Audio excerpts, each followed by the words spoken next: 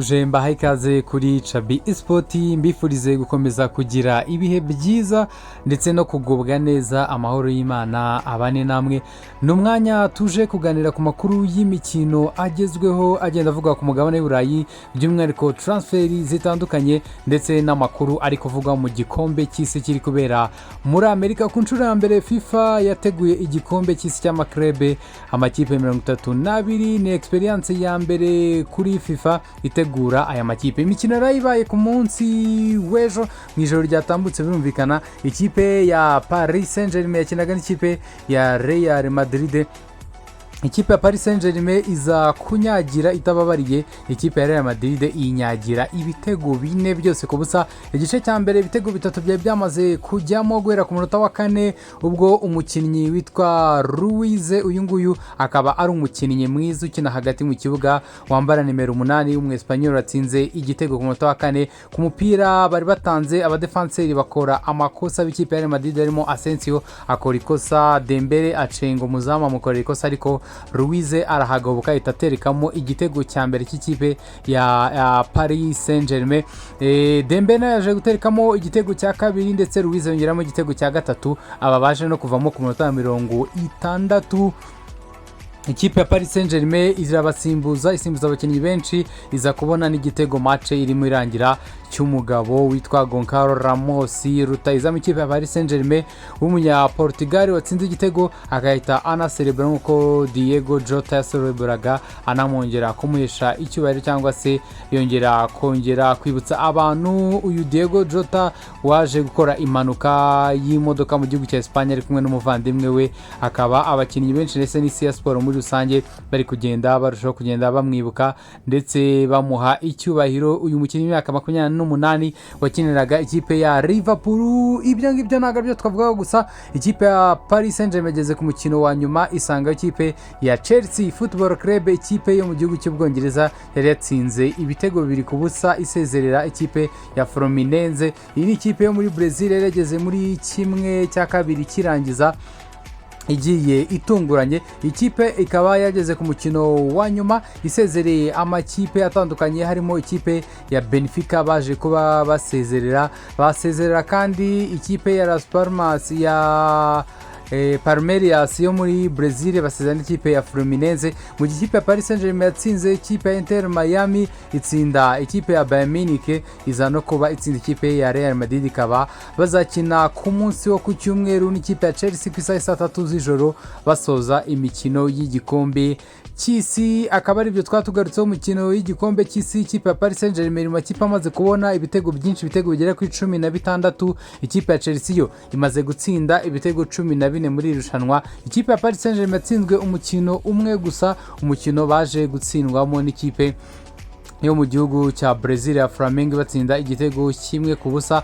Akaba ari uko bihagaze ku munsi w'ejo tuzagarukaho byihariye ndetse na documentaire irambuye kuri amarushanwa y'igikombe cy'isi kizasozwa ku itariki 16 ku munsi wo ku cyumweru. Twikomeje mu transferi ari kuvuga ku mugabane w'Uburayi ikipe ya Arsenal yamaze kuba yofficializa uwo bita Christian Nogard akaba ari umugabo w'umunya Norvege wakinaga mu ikipe ya Brentford kapiteni wayo kuri miliyoni 10 zose ikipe ya Arsenal yamaze kuyishyura ndetse na add-ons za miliyoni 5. uyu mukinnyi w'imyaka 31 ukina hagati mu kibuga aje gusimbura uwo bita Thomas Partey mu kibuga akazaba akinana n'uwo bita Martin Zubimendi nawe amaze kubagera muri ikipe kuri miliyoni zigera kuri 60. uyu mukinnyi ni deal yavuzwe mu gihe kitari kirekire ikipe ya Arsenal itikora vuba ihita iza kuyofficializa umukinnyi ahita aba umukinnyi mushya w'ikipe ya Arsenal. Kandi tukiri mu ikipe ya Arsenal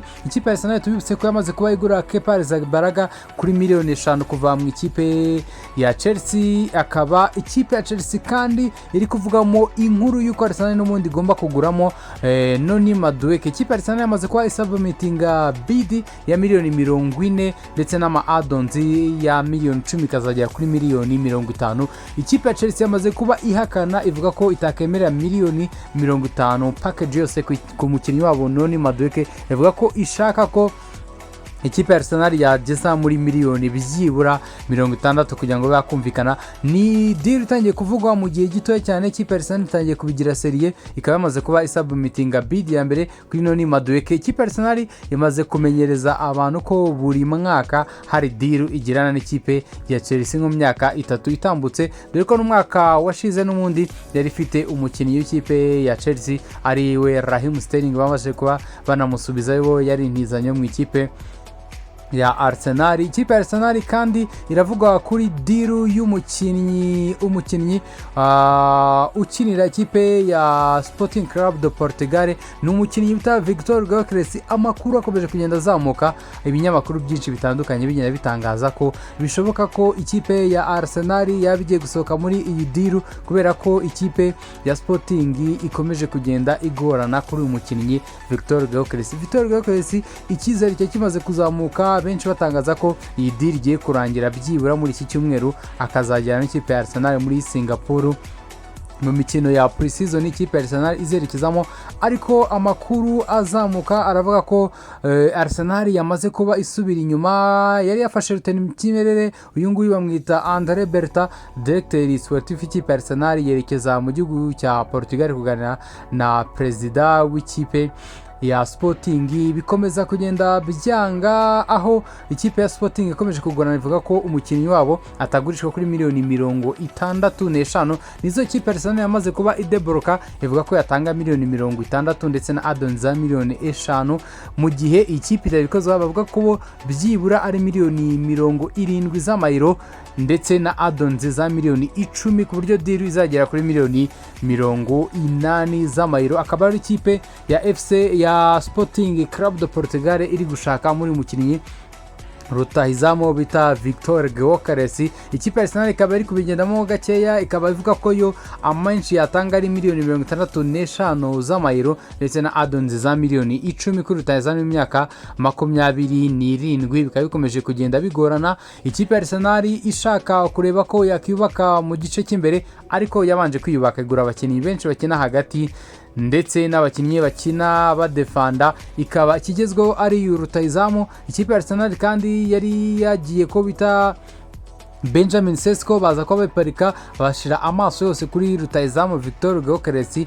Amakuru rero akaba avuga ko bashobora kuba bahagarika iyi deal, bagakomeza ideal ya none Madueke bakayishiramo imbaraga, bakareba aho biherera. Ariko uko bisa kose urabona ko bisa bishyira, bishoboka ko Victor Gyökeres yazaza mu ikipe ya Arsenal, nubwo ikipe ya Fenerbahce ya Jose Mourinho yamaze kuba yinjira muri iyi deal, yamaze no kuba yemera ko yakemera gutizwa uyu mukinnyi Victor Gyökeres, hakajyamo option desha cyangwa se uburyo bashamo itegeko ry'uko bazamugura umwaka utaha w'imikino. Akari ibyo ngibyo biteganyije ko Victor Gyökeres azaza mu myitozo ikipe ya Sporting ku munsi w'ejo ku wa gatanu, nubwo yari yatangaje ko atazongera kugaruka mu myitozo ikipe ya Sporting na rimwe. Igihe cyose bamugumisha muri ikipe, bimvikana ko deal igihari n'ubundi yakerekeza no mu ikipe ya Fenerbahce, yemera kumutira ikazana muhemba n'ibyo asabwa byose n'ibyo asaba.